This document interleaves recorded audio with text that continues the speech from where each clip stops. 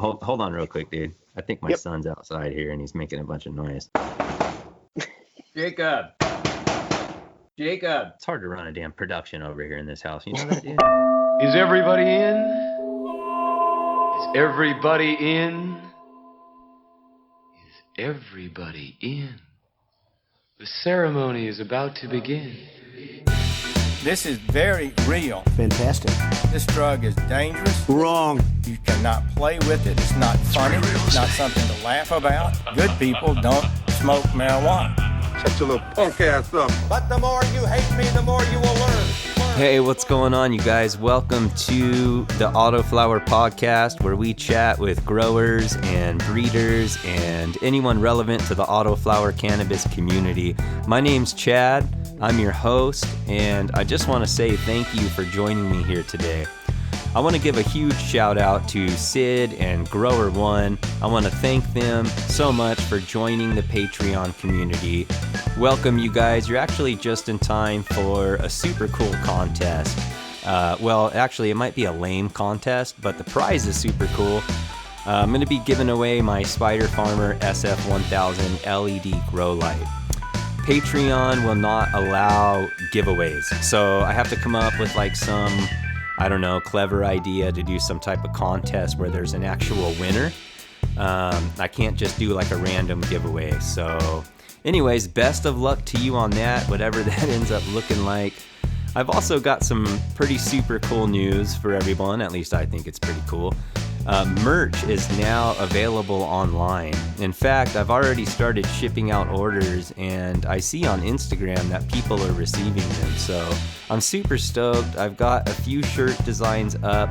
If you would like to take a look, it's just you go to the if you go to the website autoflowerpodcast.com. Click on the shop button and it'll take you right to the store. If you see something you like, just use the code 10OFF, that's 10 off, at checkout from now until November 30th.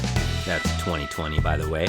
And you'll get 10% off of your order. The merch also is available worldwide. So wherever you are geographically on this speck of dust rotating around that big ball of fire, I will ship it to you, man, worldwide.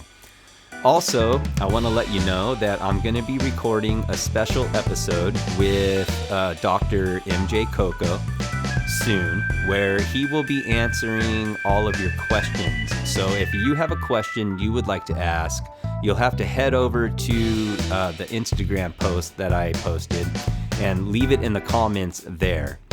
What I'm going to do is I'm going to be gathering all of those questions soon and presenting those to Dr. Coco so that we can record and answer them. So if that's something that you're interested, go ahead and head over there on Instagram and get your question in the comment section. On this episode, we're chatting with returning fan favorite Full Duplex once again. We just kind of started a conversation. We started chatting. We ended up talking about feminized seeds. We ended up talking about organic growing, self-sufficiency, like trying to save money, some compost tea talk and stuff like that. So it's kind of a mutt episode, so to speak, I guess, but I enjoyed it. I think you're going to enjoy it as well. Let's go ahead and get right into it, you guys. Please welcome back to the Autoflower podcast, Mr. Full Duplex.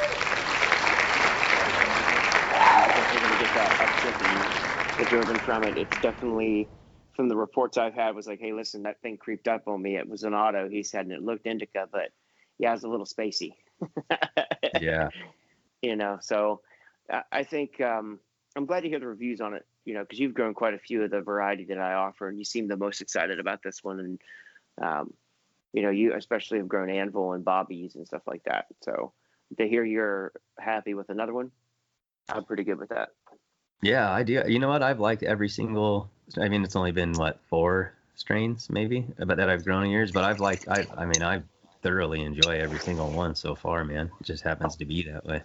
So I'm stoked too, man, because right now I'm harvesting these plants and I've got like the perfect dry environment, dude. It just happens to be, you know, it just cooled down last week. It was still in the 90s here.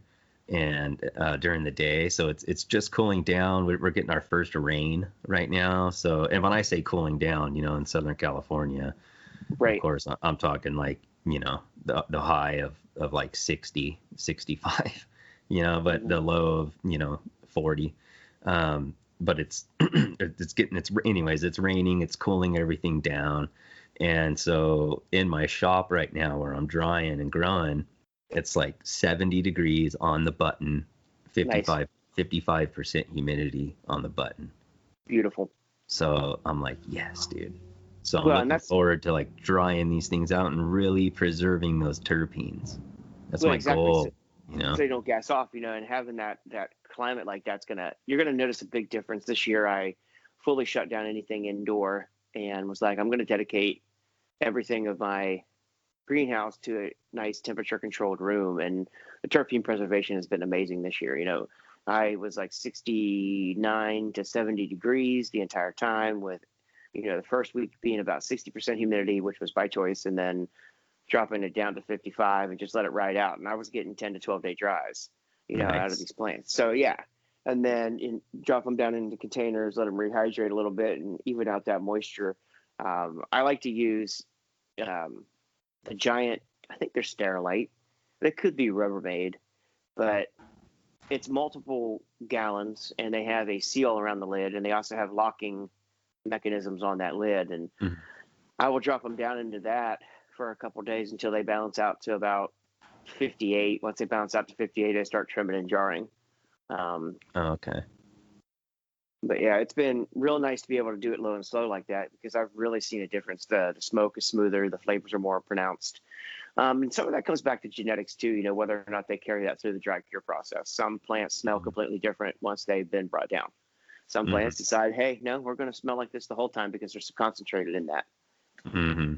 Yeah, that makes sense. So what's new, man? What's new with you and with Mandalorian genetics and stuff? So other than working on with the forge, was lucky enough to be on the Future Cannabis Project this morning. That was a great interview with Dutch Blooms and Peter. I was really honored to be there. And we made some big announcements. One I'll put out there, Hembra is ramping up to sell the ABC now as well. And they've got a restock of Bobby's Widow. And, I initially had held that reserved, and I'm offering it out to everybody again just because I got good reviews about it. And then I watched one of the large scale farms here in Washington run it, and the only complaint they kicked back was the fact they hated hunting out the males, which I understand just because that's part of time, and time is money, and that's an overhead that they're trying to keep down. They want to produce something. They want to take their veg space and produce something through the winter while they're ramping up until the next time they need to veg it to get these clones out to their farms. Because this was an indoor facility that also has several farms on the eastern side of Washington that they put out a lot of clones on. So during the springtime, this veg room, these vertical racks are nothing but clone after clone after clone for those farms. And during the wintertime and after the spring and after these have reached peak, that space is used, but it's not used to its full potential. So they wanted to give Autoflowers a shot in there.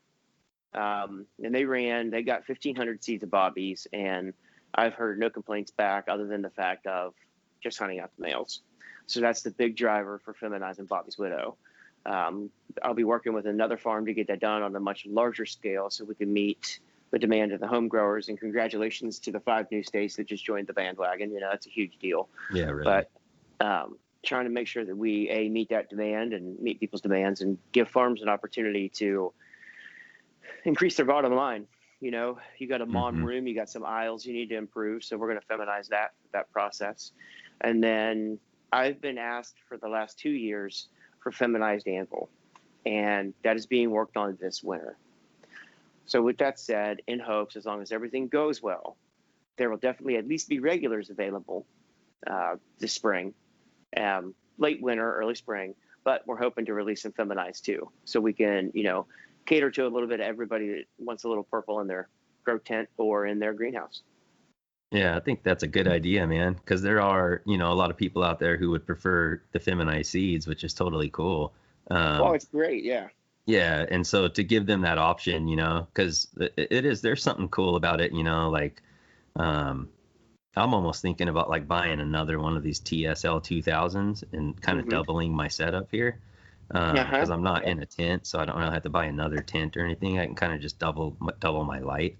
Right. And then I'm thinking about running like my auto pots under one with like feminized seeds, so I can just drop them right where I want them. I know they're going to be female. Let those grow out, and then under the other light, I think I'm gonna like grow and maybe like in some smaller pots, like multiple plants, and do a little pheno hunt. And being that it's into November now, and I'm in Southern California, I'm thinking I'm gonna take my males outside and grow them in my tiny little greenhouse, since there's nobody else growing around here, so I don't really have to, run. I know a lot of people think that that's a dick move because you can pollinate other people's plants, but if it's in the middle of November, I don't think that's really going to be an issue. Yeah, you're not going to have many people out there that are going to have female plants where you're going to have to worry about it. And I mean, even in the greenhouse, fortunately, you're going to build up some condensation, and that condensation is going to, attach to that pollen. Yeah. So I'm thinking of doing that because I'm thinking of opening up my pollen chuck haze and kind of searching through those and taking that, or attempting to take that to an F2. I've never done that before, so I just want to try it out, Yeah, so I'm thinking about doing that, having my. But anyways, the idea of feminized seeds, man, it is nice, It's where it's like I can just have my auto pots over here, boom, pop in some feminized seeds. That's my personal medicine, and then have like this other little grow under this other light where I can kind of do my breeding. I could take my plants outside and pollinate them, bring them back in, so I don't know. I mean, I haven't really figured that out yet, but you get what I'm saying. The point is the feminized seeds, Yeah, the point, I mean, like the feminized seeds, I mean, it's going to benefit from multiple things, people who, and I think I touched about it just a minute ago, but like people who have never grown before, who want to grow their own medicine now that they're legal to do so. And it removes one complexity of figuring out that cannabis can be both male and female. They just plant this seed, make sure it's fed, make sure it's watered, and they're going to grow their own stuff. And, I think there's a benefit for that.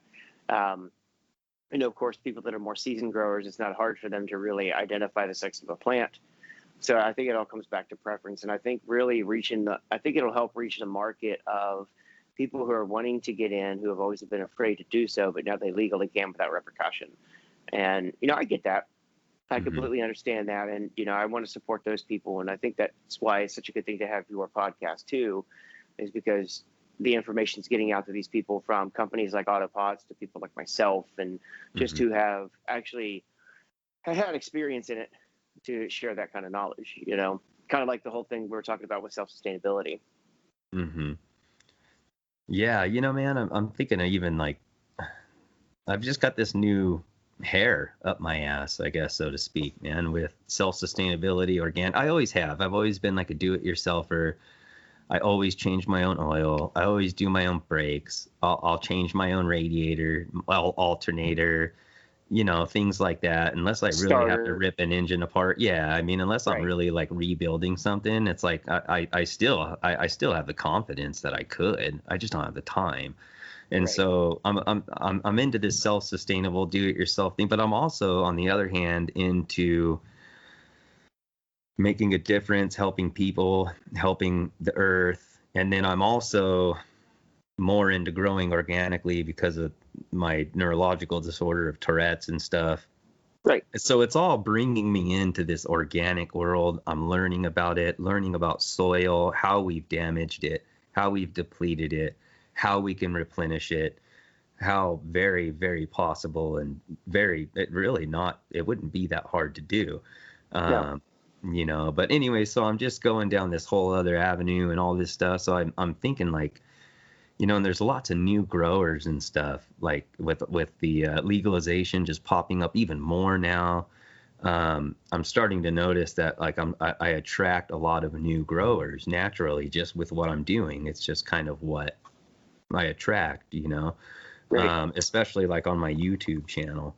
And so I think I'm going to like kind of shift my YouTube and shift gears to, cater more toward new growers. But I think I'm going to just start doing it organically, because I used to have this, I don't even know why I'm saying all this. I used to have sativa. I used to have like all of this like I wanted to grow a different method every time I popped a new seed. It's like, well, this one I'm going to do organic. This one I'm going to do newts. This one's going to be in cocoa. This one's going to be in soil. This one's going to be in living soil. And you get the point. Great. And so, but I'm starting to kind of more gear towards, after kind of having my foot or my toe in all these different areas and these different ways of growing, I'm just coming back to where I kind of started, where I want to be organic. And so I think I'm just going to kind of cater on my YouTube channel, like toward newer growers. But I think I'm going to kind of, as I learn more about these organics and stuff, I'm just going to turn around and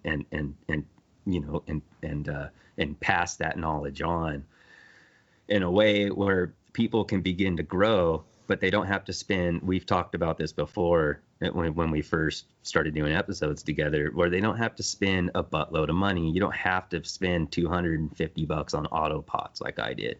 You don't have to buy a light. You can grow outdoors. Like you can grow cannabis for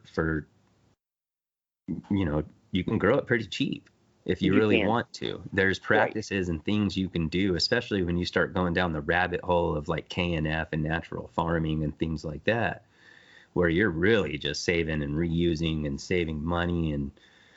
And so anyways, I think I'm going to kind of go down towards that avenue. But I think the reason that all that, number one, that's all in my mind, because that's kind of what I'm doing right now and what's in my, what I'm passionate about and what's in my heart.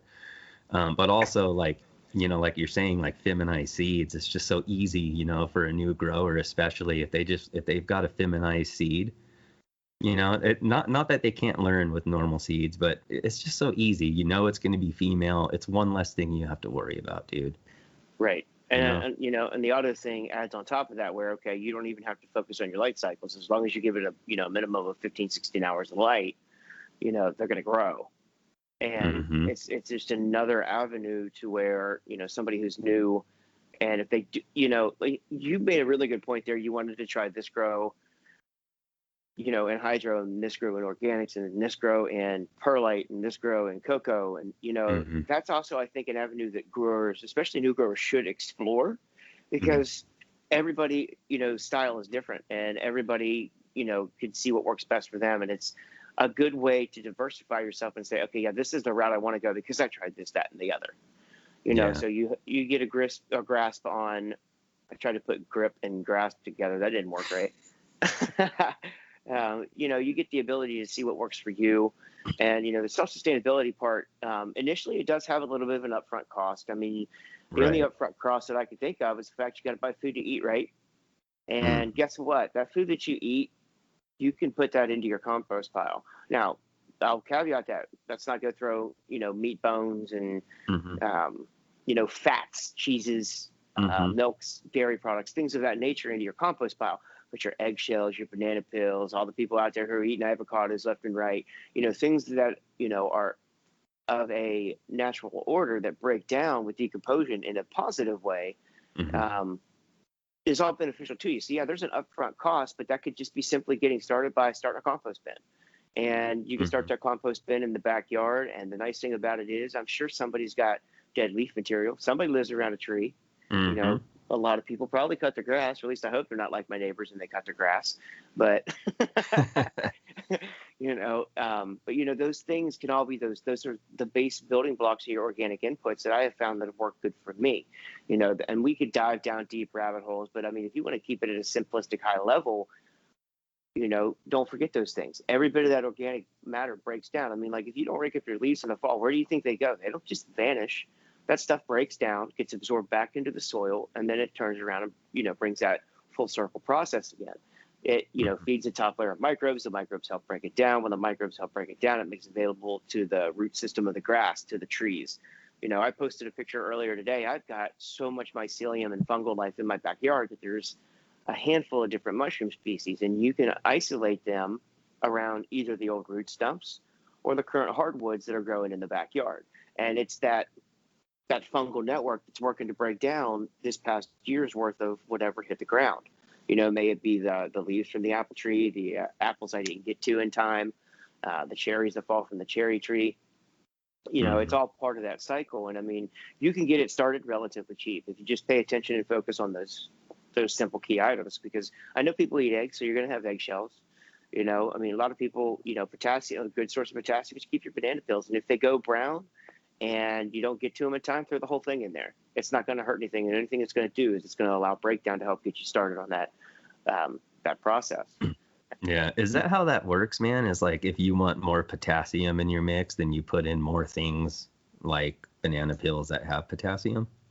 From my belief, yes. I mean, they do, fermented plant juice. And, if you do banana peels and bananas, it's usually higher in potassium. You'd have to get lab results to say, hey, look, it's this much percentage, but those trace elements do show up.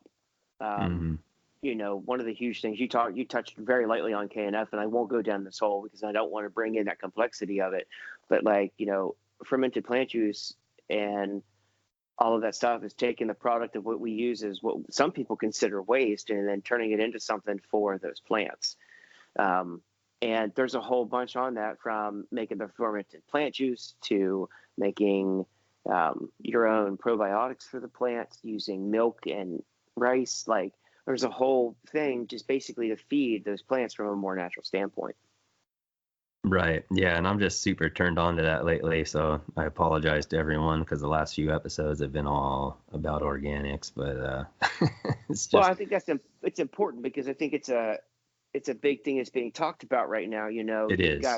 You've got guys that have got like all organic facilities and LEDs that are just absolutely crushing it because they're focusing on feeding the soil and not the plant. They're improving the environment that the root system lives in. And, and instead of opening up bridges, they're opening up Autobahn superhighways, this microbial and fungal activity that just feed the plant more efficiently and better than any kind of, salt-based fertilizer out of a bottle could. Not saying that that's not, you shouldn't grow like that, but it's an evolution. And I think it's a big talk right now because we have an opportunity, and I think maybe a slight responsibility to make sure that it's as clean as it possibly can be. I'd much rather come out of this prohibition stage with, hey, look, we can produce cannabis efficiently, low overhead cost, and it's clean, rather than having, I think that's the best way to approach it. Whereas like a lot of these large companies, one way or another, they just all of a sudden blow up and then stop forgetting about what's actually cared about. And that so I think we have an opportunity and a slight responsibility to encourage this style of growth, because not only is it good for our cannabis, but it's good for everything around us. Like you talked about earlier, it's good for the environment in general. Like my backyard, using a permaculture and hugelkultur and all the different styles of the natural farming that I've learned over the last couple of years. Like, I've never grown tomatillo plants like this, man. You can just tell that the plants are really appreciating the hard labor that you put in to stack this stuff in a manner to where it's going to become bioavailable for the plant. And they reward you with it. I mean, we stopped picking like pans of tomatillos to where we had to switch to, I repurpose a lot, especially plastics. We keep the plastic bags around, and that's how we help deliver it to other people as far as vegetables. And we were just filling Walmart bags left and right. And it was all, and anything I did was add water this summer. That's it. Just water.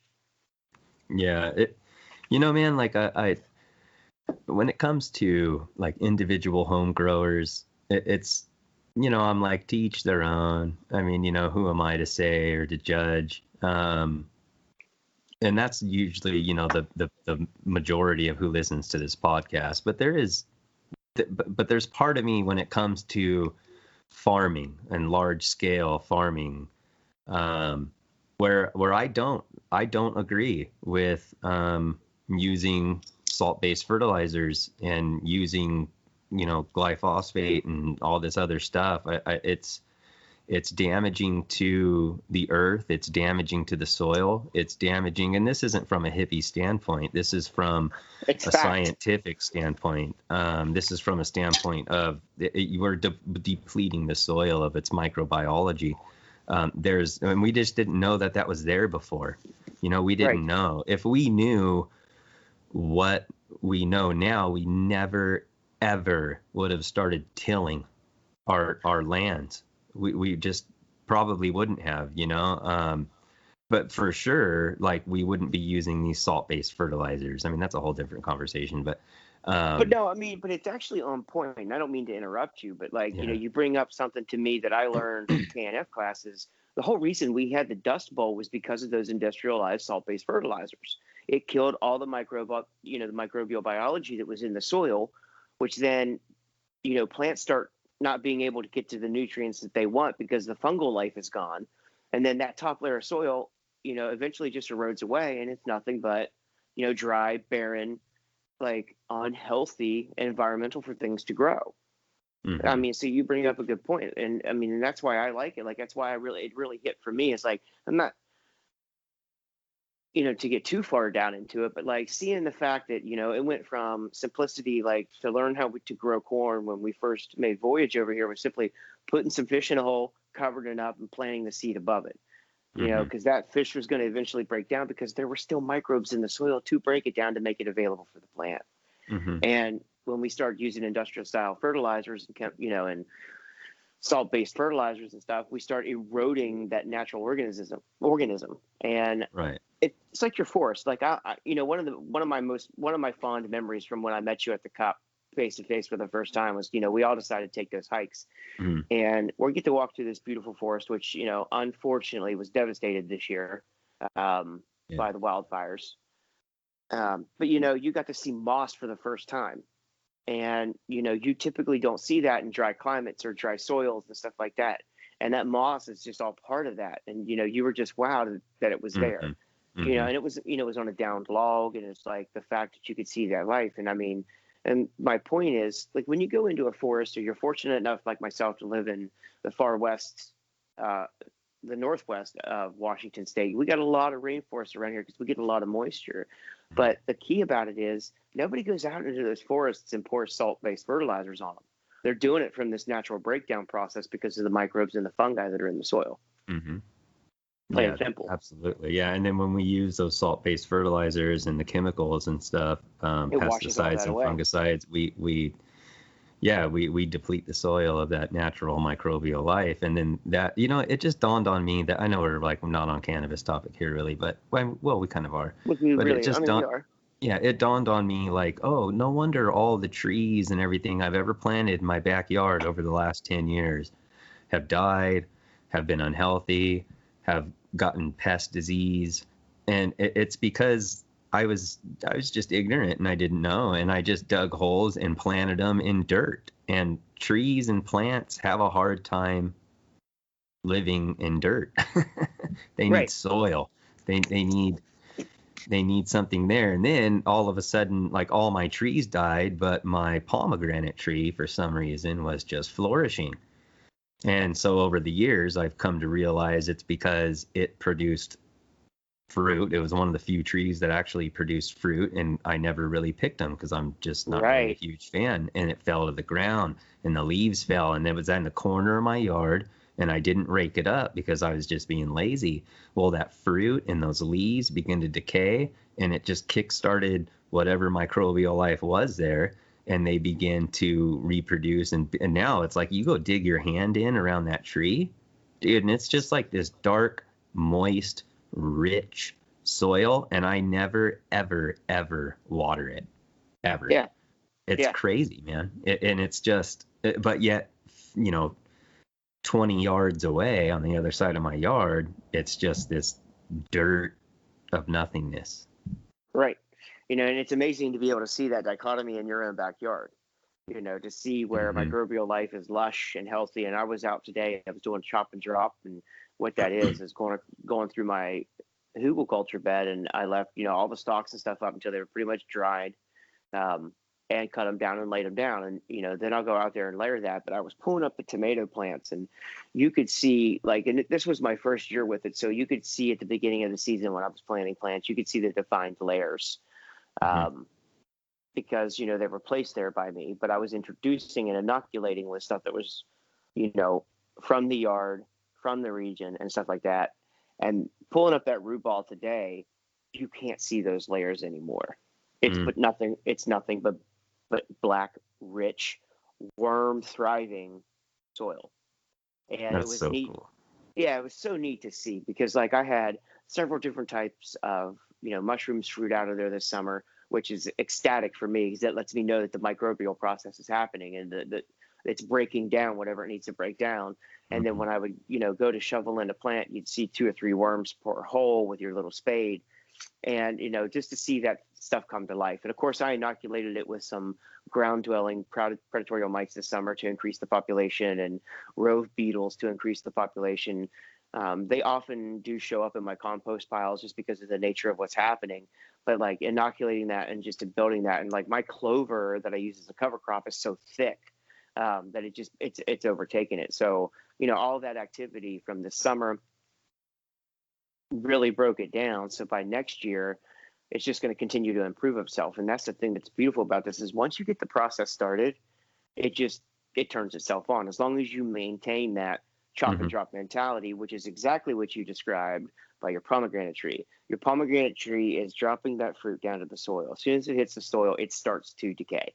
It's starting, to get that notification, hey, we weren't picked for our food. We were picked to reproduce, I think. And I don't know if there's a genuine shift there in the mentality, but like things start breaking down. And what happens is the sugars that are in those pomegranates are feeding the microbes that are going to be in the soil, and it's going to energize them. And it's an encapsulation of everything that a seed inside that pomegranate would need to germinate next season. So it's providing a protective layer. It's providing a food source for the microbial life in the soil. And then you've got the natural mulching that comes in when you chop your leaves. So when I'm chopping and dropping in my hugel bed, I leave tomatoes on there, and I'm going to probably get some volunteers next year, which I will most likely cull. But that whole process is there and designed to maintain life. And you see that with the pomegranate tree, who is allowing it to do it naturally, to where you went in and planted some trees and they haven't done so well. And I would almost venture to say that the trees that you planted didn't produce any kind of like fruiting body, maybe like pine cones or nuts or berries or anything of that nature. No.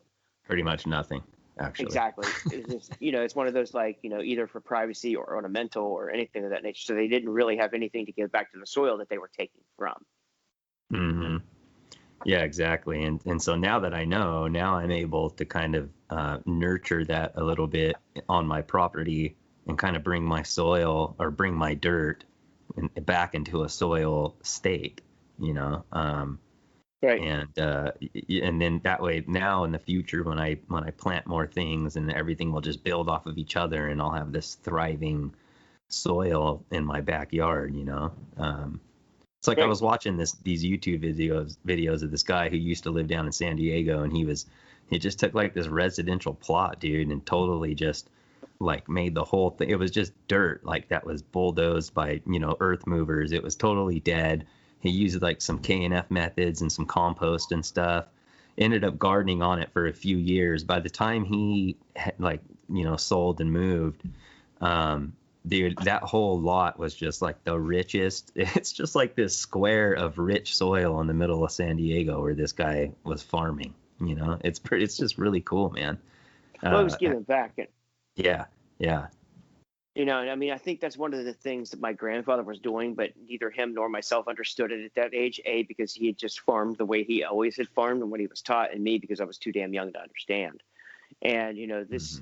Fortunately, the soil was already enriched because it was near a massive river in West Virginia, and he lived less than 100 yards from the riverbank. So a lot of that soil is getting enriched by the mineral flow that's going through that water. But he did till, but he only did turn. He never really used a rototiller until he got too old to really work a shovel. But this man would turn his garden by one spade at a time, just enough to break the soil loose from the winter and the frost and stuff that's come through. So he can make it easy to plant, but he never really dug a tiller into it to where he tied it up. Now I've used a tiller here in building my soil, but once the soil process begins, just like he did, he would lay all of his vegetable stuff back down onto the top of the soil. And then each season he wasn't making his own compost, but he would go out and he would buy local compost to support the companies. And then he would put it over top of that stuff and then let it break down over the winter. And that backyard, I'll never forget. Living there, you got to talk about your family a little bit. I'll talk about mine. But I've moved across several states in the last 17 years, and eventually made my way back to West Virginia for a while. And my grandmother missed seeing the garden from my grandfather, And I was like, all right, listen, I'll put a little one in. I only live a couple blocks down. It's not going to be hard to maintain. I can take care of both because I cut your grass anyway. Mm-hmm. And it was amazing that garden hadn't been touched. The space where he gardened hadn't been touched for, I can't even tell you how long. Mm-hmm. And I had to go through, of course, and strip the grass off the top layer and all that stuff to get it ready, to avoid any kind of weeds and, overtaking. And still to this day, the biggest 19-inch heads of broccoli and volleyball size, or not volleyball, beach ball size cabbage I've grown to date. I still haven't been able to touch what happened in there that first year. Interesting. And it was just from proper soil care from so long ago. I mean, it was where he had the garden was always the thickest patch of grass in the yard, and it took 2 cuts to really get it nice. But it was super interesting to see, just to go in there and strip out the grass enough to where I had a good, soil bed, and it took off. Now, mind you, another key sign, and I didn't understand this until, really getting into organics, was, how good worms are for your soil. Mm-hmm. And I always thought it was, it's obviously an indication you have healthy soil, but like I can remember growing up as a kid, our first home was in their backyard. We had a trailer in their backyard, and all the older neighborhood kids would come over at nighttime with their headlamps and catch night crawlers out of the yard. Mm-hmm. And well, guess what? All those night crawlers were helping that microbiology that he had been putting in there. And I mean, he just didn't understand that. I didn't know that until now. But like, it was nothing to see 5 or 6 kids catching these worms that looked more like snakes, That's crazy. But it was because of that biological life. And so now looking back at that, I smile even more. It's like he knew what he was doing, but he didn't. Mm-hmm. Yeah, I think we're on like a train kind of back into the organic now with our smarts and our technology. I think we're starting to circle back around, realizing that a lot of times, especially for food, growing organically a lot of the times is just the best option, is the healthiest option. Oh yeah. So, I don't, And I'm not skill set against that's lost, people man. using bottled newts. I mean, I don't want people to think that at all. You know what I Me mean? Like, either. you grow the way you want to grow, man. Like, it's no big Yeah. deal to me. But I'll I support you there. yeah, I mean, it's, do what you want. But I personally am just really interested in all of this, especially like, a lot, like you said, a lot of people are interested in this stuff right now, in self-sufficiency. A lot of people are like selling all their stuff, moving, man, homesteading, like living off the land. I mean, it's becoming more popular and more popular as time goes on, so while I'm not, in a position or necessarily even interested in like, just completely selling everything and living off of a land, 10 Why acres not? somewhere. I just, it does sound kind of appealing. It does. No crazies, man. At least you can protect yourself from them. Yeah, but where I am now, it's like, okay, well, right now I live in a tract home in Southern California. That's kind of where I'm at, but I'm able to take what I have and start kind of incorporating processes to become more self-sustainable and more organic in my cannabis garden and in my, with all my other plant life on my property, No, I do. And that's what's been real nice is like, I had to spend a little bit of money on. I wanted diversity in the hugelkultur bed because I already knew my backyard had some diversity, but not enough to where I was comfortable. And I brought in some mushroom compost. It was locally sourced. That you got to be careful with mushroom composts. Mm-hmm. And I brought in the Olympic fish mountain, or is it Olympic mountain fish compost? Yeah. Brought in those guys because like you can crack open a bag of that and our compost is clumped together with microbial life. Mm-hmm. Like it's literally just absolutely living, and got that started in here because I live on sandy loam, and there's a lot of minerals in that sand, but the problem is there's nothing to break down that sand. There's nothing for it to, really make a plant thrive. And just becoming self-sustainable and starting the compost, starting the layering has really, my backyard is lush. Like everything around where the hugel bed and my greenhouses are super, super healthy and lush. Now my grass is lacking, but that's not my fault. I can tell it's definitely not some kind of grass that you need up here for really hot, dry summers and then tons of rain. Because as soon as our rainy season hits in like end of September, early October, my grass starts coming back because we're getting rained on all the time. But the area, of course, where the hugel bed was gets watered on irrigation because there's, living and thriving organisms in there. I don't want them to dry out. But I could see how that migrated beyond where I have everything fenced in. Like you could see the work and the breakdown and things starting to happen. So it's really neat to watch. So I think it adds a fascination layer to it. I think that may be why you're getting into it. And I agree with you, man, especially going back to simplicity things. Like I was both angry and happy this spring because, every spring I go around, I check everything that I do for my gardens and make sure that my irrigation lines are good. All my drippers are solid, making sure all my parts for, feeding those irrigation drippers are running. I don't have any clogs. And sometimes, I usually try to buy a little extra. That way I can repair on the fly because I don't like to be down a day or two. But like if sometimes there's a fitting or sometimes there's a sprinkler head that you've broken too many of the nipples off trying to connect them to the 1/4 inch line or something. And you go to the store and there was nothing this summer. Like it was really, really hard to take, to go down to your local Ace, your local Lowe's or Home Depot and grab the sprinkler heads or grab a line tee or grab some pressure or some, compression valves. And I was frustrated at the fact because I had gotten complacent with, today's day and age, it's just going to be there because, well, we all spend money on everything. But then and it wasn't there. And then I was enlightened at the fact it's not here because people are getting back to the basics. They're gardening, they're canning, they're realizing that maybe we're just moving a little bit too fast. And it was really, it was a perplexing yet satisfying thing to not be able to go out and buy 3 sprinkler heads that I needed for my backyard. Because 1, I like to get shit done. And 2, people are giving a shit again. Yeah. Yeah. So when you think or when we're talking about like organics and stuff, what do you think? Like, how can you grow? Like I see you growing in like organic super soil or whatever you want to call it, living soil, in smaller pots, like 3/4 gallon, 1 gallon. When you're growing in stuff that small, man, are you constantly like having to feed teas? Like, how are you? It's just such a small amount of soil. It seems like the plant would really eat up whatever's in there fairly quick. Well, and if the plant doesn't eat it up fairly quick, the other problem that you have to our microbe friends is the pot drying out. Pot dries out, then it dies off. And, growing in those 3/4 and even 1 gallon air pots and stuff like that, there's a few things that you got to stay on top of. Is 1, you got to know the life cycle of your plant, what it means, and what it demands. And, we'll start with top dressing.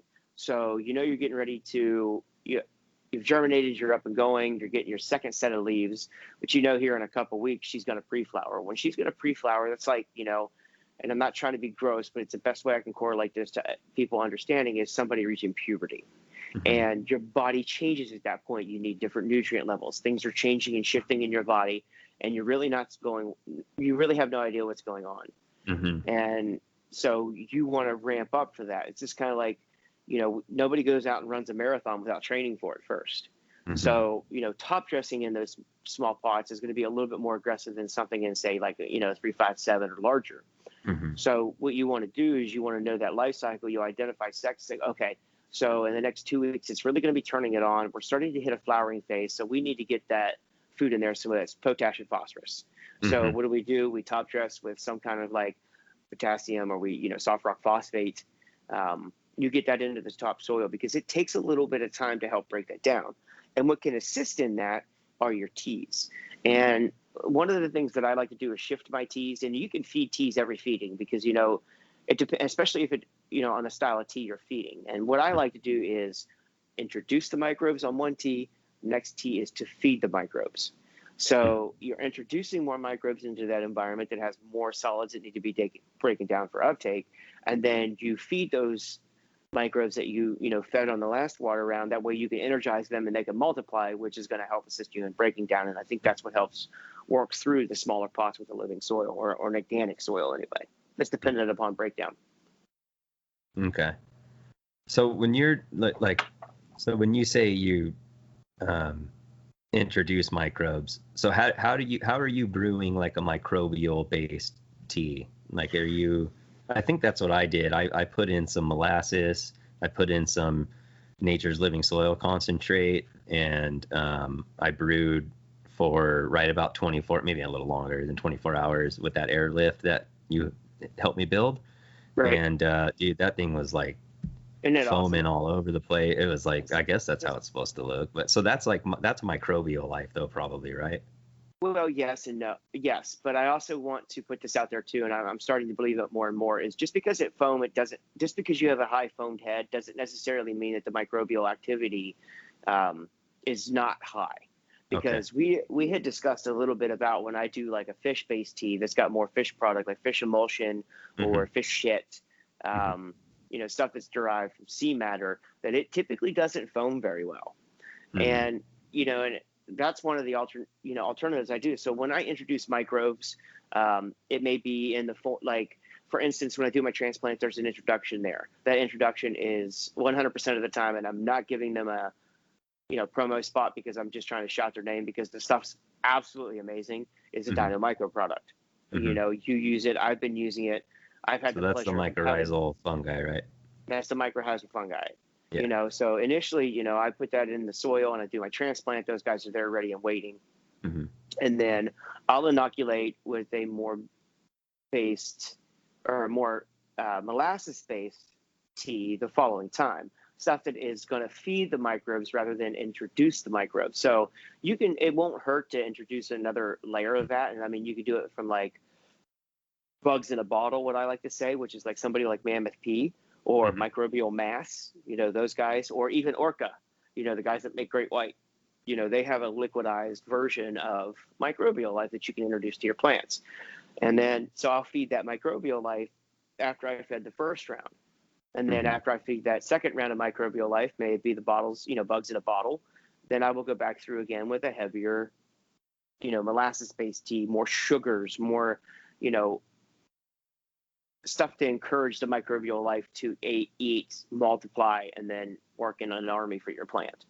Yeah. So there's a couple different ways to do it. Like I said, Dino Micro works great. You've got Great White out there if you want a physical like mycorrhizal inoculant to do your transplant with, and that Mm-hmm. helps you kickstart that life. And then you've got the other microbes that are in your soil helping break down too. Because the mycorrhizal network really goes out and sources, from what I understand, it's what sources and tells the plant that, hey, you can come to this direction and get potassium, this direction to get more nitrogen. It forms like that Mm-hmm. nerve-like connection in the food soil web. Yeah, some weird symbiotic relationship of some sort, huh?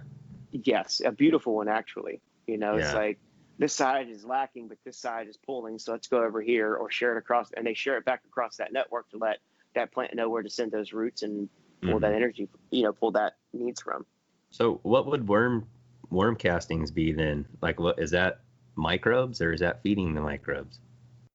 So the earthworm castings are the result of the worm's, shit, basically. Yeah. It's them breaking it down, making it readily available it's a process just like fungus, like mushroom fruiting bodies. When you see mycelium based in your soil, it's Mm-hmm. all part of a breakdown process, and they all have their cog in the machine, So earthworm castings are really good for microbial life. They're really good for making teas. And one thing I personally would suggest is, getting a worm farm. So again, it's a little bit of an upfront cost, and you could do it in, we talked earlier about, getting some garbage cans and starting that way and turning them into either compost tumblers or worm farms. But like, you can also simply get a kit off of Amazon that's, 5-6 stacking trays, comes with some cocoa, it gets you started. And once you've got, you can either buy worms or do what I did, was layer it up in different, from compost that I was already making, went in and got the dark, rich stuff where I knew the worms are going to be living, and then mix that into each tray. And Oh, then perfect. just let them start rocking over the summer and then feed those trays. We were talking about, same thing here. It's a low stink composting method where you can take eggshells, you can take broccoli and any kind of like biodegradable product, especially like avocados and banana peels. I see them go crazy over both. You can lay banana peels across the top of the soil and peel them back. You'll see a few worms. If you put the hull of an avocado, or if you even actually just want to feed them one day and not worry about eating the avocado yourself, cut it in half, pull the seed, and lay the avocado on its half, and then the worms will populate under it. They'll populate up underneath, and within 24 hours, you can flip it and see the worm life that's coming to it. Yeah. They're just bringing that in and then crawling through and breaking the rest of the stuff down. It's like an energizer for them. Yeah, I'm so excited, man. I started, I just took, I had a bunch of, of like Tupperware totes, like some heavy duty ones that my mom had given me. And so I had a lot of extras. So I just took 3 of those and I made myself, like a 3-stage bin. Right. But man, I can't wait. Like, I've got the worm farms going right now. I've got, I ordered 500 red wigglers from Uncle Jim's worm farm. I've got, food in there for them, and I did the whole 9, dude, like make sure I got ventilation and all that. And, I got to wait a while, I got to wait a while for them to process all that stuff that I put in there into food. But, in the meantime, I did order some, or I bought some worm castings. So, because they do contain they're nitrogen heavy, aren't they? Wouldn't that be like kind of a good tea? It is. Like worm casting brew to feed for like like when you're in veg, especially. Well, yeah, I use a lot of the base for my teas consist of castings. Mm-hmm. Every now and again, I'll throw in some of the fish compost just to add a different bit of flair to it and diversify the tea. But like a majority of the base of all of my compost teas are castings. And having a farm and getting it staged up will save you a lot of money. Some places castings are super expensive. I've seen them as high as $9.99 for like a pint, which is insane. I've seen $12.99 for a pound. Mm-hmm. Like it's ridiculous. And then you find some other stuff where you can reach out to these other places that grow, have worm farms and stuff, and you can get a 20-pound bag for $19.99. Yeah. It really comes back to saving yourself some money. So yeah, again, there'll be a little bit of upfront cost with, having a farm or building a farm. But once you do, all you got to do is maintain its food, keep adding to the worms, keep them in this place where they're out of the sun and we're at least under shelter so the soil doesn't freeze in the wintertime. And they'll rock on and just keep feeding them. Yeah, it just made sense for me, man. I mean, I'm in Southern California. It doesn't get too cold. I have young kids. I mean, they dig it. I have the space. I have some space. They're outside underneath like my gardening table, so they're sheltered. They're in that spot gets 0 sun, because it's completely like a north facing spot, and so the sun's on like the other side of the house. So and I made sure to like put like I actually put some garden mesh on the top, like to allow some like a lot of ventilation to come through. Right. And then the kids dig it. It's just super cool, man. And I did it for minimal cost. The only thing I really purchased really was the worms, because I already had everything kind of laying around. It was just a do-it-yourself project, Right. So I invested in the worms. I only got 500 because they're going to reproduce, because there's lots of room in there. Right. So it's super cool, man. So that's one way, it just makes sense Well, for and me. like you said, like my boy enjoys it. Like we'll check out the worm farms and like you can lift the tray and you can see them all dangling. And of course he wants to see them and all that fun stuff, and the intrigue there has been great. And I think that's another thing. It's a way for us to connect with the kids. Like, right now there's a lot of digital in their life. There's a lot of information right in their face. And sometimes it's cool to just step back and like watch him walk through the garden and literally take a bite off of fresh broccoli, instead of, like just to see him excited enough to do that and, help me plant and getting them engaged. It's just like some of the other lost trades. It's good to pass down. Yeah, totally. For anything, so it doesn't die away. Absolutely, man. Yeah. So, because I'm getting ready to kick off, a bunch of 1-gallon pots, and I want to do it, organically. I want to get off the mega crop, off the any bottle, anything like that. And so, like I'm thinking about just trying to just feed teas throughout their life, like, I mean, can you feed like a tea for veg, and then when they're in flower, can you switch it up to a tea that has some food in it, like for the roots, or however that works? I mean, I know you're feeding the soil, but a tea that would end up being more high in phosphorus and potassium for the plant if it's in flower. Yeah. I mean, one of the things that I like to do towards, once they start hitting sexual maturity and they start flowering out is I'd like to switch to a tea that's focused more on phosphorus and potassium and potash, and that's where like a lot of the fish emulsion comes in. And we were talking about how some of my, fish-based teas don't bubble. And, I tried, I still add microbes, but then what I do is when I go to feed those microbes, I introduce stuff that's high in potassium and phosphorus.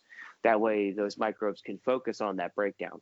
And what I will do is I'll top dress with that same kind of stuff. I mean, even though I know my soil is loaded with it, but it doesn't hurt to have a little bit of extra. I mean, you don't want to go overboard, but, as they start entering that phase, again, you top dress geared towards that. So then your teas are based upon the microbe inoculation and then feeding the microbes with those higher phosphorus containing and potassium containing. And sometimes plants want more CalMag as they start entering flower, all those other elements that you could reach into. And there's a way to make, water soluble calcium, but we'll save that for another episode because that could be an episode in itself. Yeah. But the idea is that's cool, man. So, I mean, I could probably just so a person like me, or if you're growing in a little 2-gallon pot or something and, and you want to feed a lot of teas, like you're saying, it's not going to harm the plants to feed them often, because it's not like you're introducing salt-based, fake nutrients into it that are going to burn them really, right? True. But you also want to take into account on the back of your, what kind of dry amendments you're using and see what's water soluble. If it's automatically water soluble, that means it's ready for uptake. At least that's how I understand it. So if it's water soluble, it's ready to go. So, you could throw some, a fish base, say you want to use fish bone meal, and it's got only 4% nitrogen, but 3% of that nitrogen is water soluble. 1% requires breakdown. Right. Those are some things you have to pay attention to. Okay. But that's so cool though, man. I just love the idea of it, and it's just all microbes and feeding the microbes, It's a harmony. It's so cool, dude. But so like in a larger pot, like in the auto pots, like how often are you feeding teas and like that? Because that's a 4-gallon pot. Never. You don't ever feed teas. You just let the soil do its thing. Yep. It's a 3.9 gallon pot. And what I do with mine is, of course, I mix up my soil base, and I get it put in there and get it watered through, germinate the seed. And honestly, I didn't feed any teas on the last round. It was pure water out of my filtration system.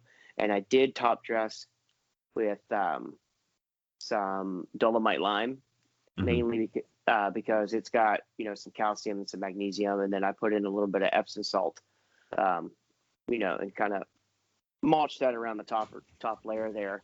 And it helps, maintain your pH, and then it helped, provide the plant what it needed. I probably could have done another better one with some foliar spray with that.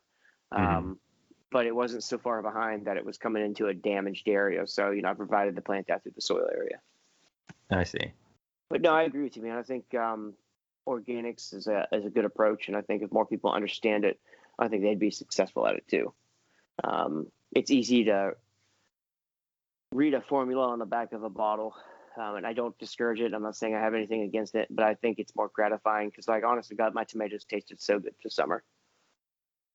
Yeah, there's just something about the end product there that I can't deny. And I know I've heard people say otherwise, that that they don't see a difference, and maybe they don't, but I do. And so for me, it's just more the avenue I think I'm going to start kind of locking in on and going down that road. And then, and if newer growers, want to reach out, I mean, I'll always answer whatever I can. A lot of people reach out to me and think I'm really knowledgeable, and, I'll share what knowledge I have. There's a lot of stuff I don't know.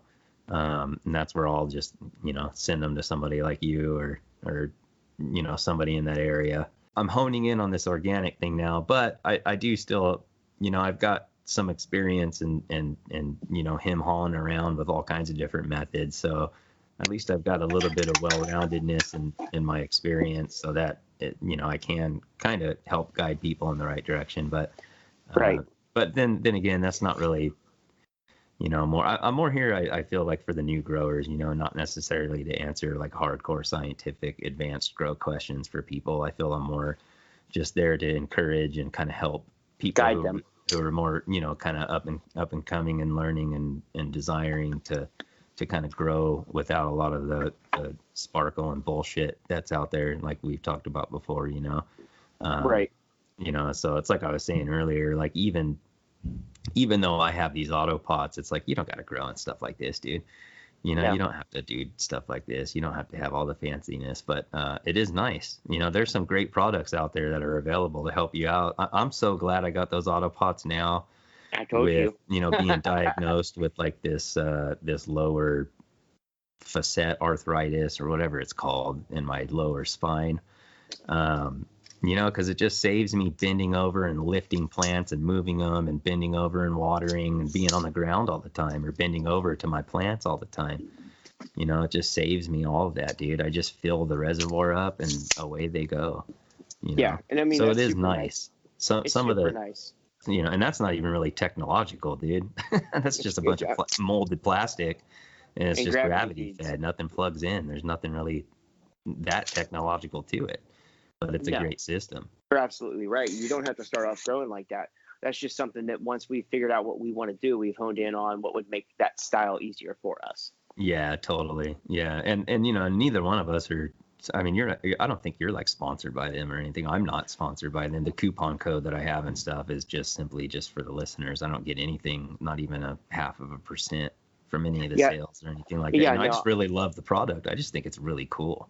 Right. You know, I mean, I am not sponsored by them. I've, I purchased them based upon others' opinions and reviews and seeing them personally, how successful they are. You know, and I bought my first set and I was like, oh my God, like, okay. And then I went ahead and I bought the expansion kit, you know, because like it gives me a little bit of time back with the family, and that's, you know, invaluable to me. I don't have to spend hours in there hand watering. I'm not bent over. I'm not, you know, I mean, does it give me less interaction with the plant? Not in total, but, you know, there's a lot less struggle, and then I can focus on what I really want to focus on with the plant. And I don't spend an hour watering everything. Yeah, it gives you less interaction, I guess, with a watering can, but not necessarily, because I still spend just as much time with my plants. Right, that's what I'm saying. Just not laboring, bending down and watering them all the time and stuff. So, but I think the autopots really appeal to the organic grower, man. People like us who are trying, you know, like, or you're not trying, you do it, but I'm trying to, you know, hone in just water only. You know, right? And it's really appealing to people who are growing organically, who really don't feed much but water, you know, because you just fill the tank up and you walk away, and it bottom feeds. And it's just good to go. How would you like, whether you're in auto pots or whether you're, you know, bottom feeding your plants by hand in a tray? How do you go about top dressing if you're bottom feeding?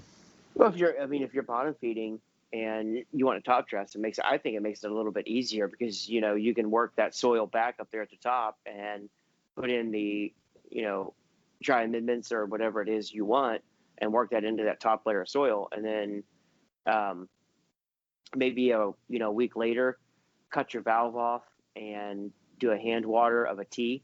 That way it brings those microbes up. But I mean, if that soil is alive and kicking, what it's going to do is, you know, those microbes are all in. The hope is that it's all through the soil, you know, and so that microbial activity stays alive, because it is maintaining a proper moisture rate throughout the entire pot, that those will become activated based upon, you know, your soil mix, as well as, you know, the water coming into the reservoir.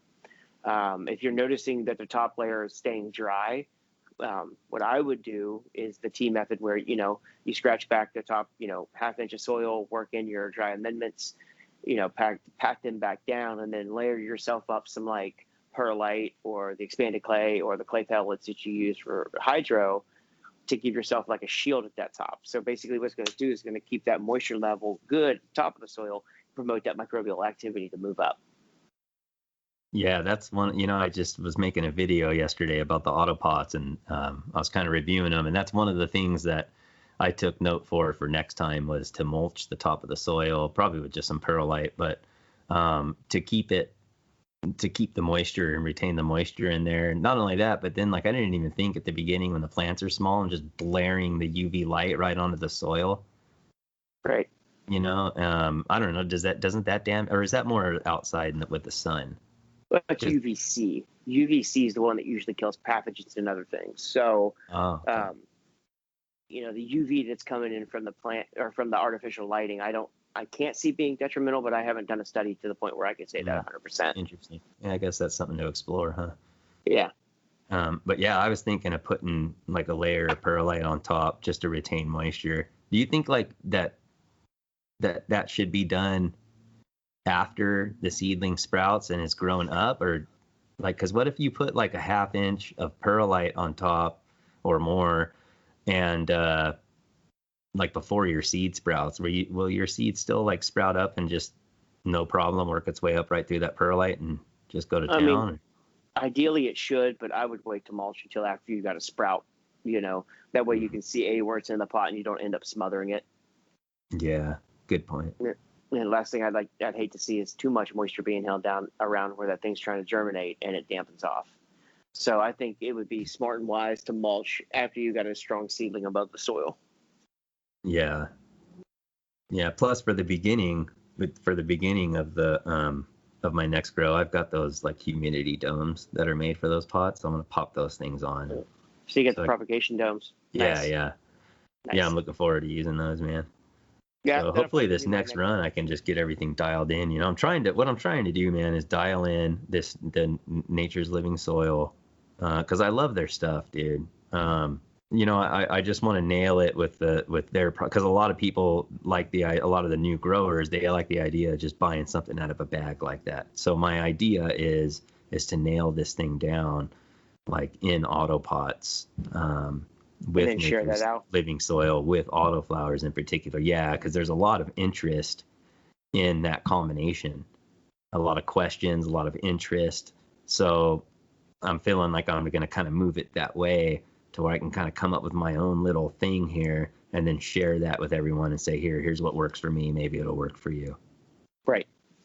That's kind of my goal and my plan. So, but I've got a lot to learn, man, when it comes to like all this organic stuff and all this, composting. And I don't know why. I'm sitting here, I keep thinking like bat guano and stuff. It's like, isn't that like for like high in phosphorus? Can you use that in the tea during flower? I've seen two. There's a high nitrogen bat guano, and then there's a high phosphorus bat guano. So you would have to pay attention to your NPK ratios on the bag. But yeah, I mean, the one that's high in nitrogen still has a lot of phos in it, but it's way higher in nitrogen than the one that's more phos than nitrogen. So there's a couple different types that you can get. But yeah, I mean, that's the same concept. You'd want to brew with something along those lines. Right on, man. Well, as always, dude, really appreciate your time, man. Looking forward to those feminized seeds coming out. And, we'll keep in touch, and you can like let us know when that time gets closer and stuff. Absolutely, dude. Thank you as always, too. Appreciate you sharing your platform with me, and appreciate the friendship as always, man. You got it, my brother. Well, that does it for episode 46, ladies and gentlemen. Just a friendly reminder to follow the podcast on Instagram, Facebook, and Twitter if you are not already. Don't forget to check out the merch and post your question for Dr. Coco on Instagram if you'd like to. Thank you so much for listening. Remember to keep your dignity, to live out what you truly value, to honor thy neighbor, to love your plants, and to love one another. See ya. Nicotine, alcohol, good drugs. Coincidentally, tax drugs. Ooh, how does this fucking work? The deadly narcotic. The dried leaves and berries are ground up and made into cigarettes by a simple hand machine. The deadly narcotic is thus quickly and easily prepared for its market. The sale of marijuana is even more difficult to detect and halt than the traffic in drugs such as opium, morphine, and heroin.